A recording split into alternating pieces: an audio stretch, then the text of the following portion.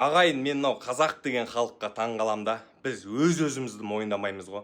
Біз өз-өзімізді бағаламаймыз, ағайын. Шынымен де ше. Біздің әңгімеміз мынау ғой.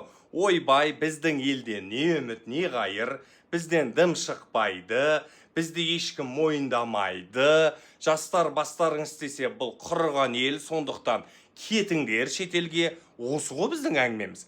Бірақ біздің кейбір қазақтар Қазақстанды мойындамай жүргенде, шетелдіктер бізді мойындап жүр да. Күлкілі парадокс, ағайын. Не айтып тұрғанды қараңыздар. Астана қаласында орталық Азияның саммиті өтті. Ең бірінші ол саммит қайда? Сияйында ма өтті, екіншісі бізде өтіп жатыр да.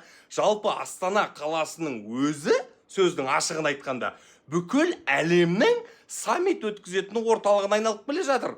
Италияң да келіп өткізді, Европаң да келіп саммит өткізді, түркі тілдес халықтар да саммит өткізді, енді орталық Азияның саммиті Астанада болып жатыр да.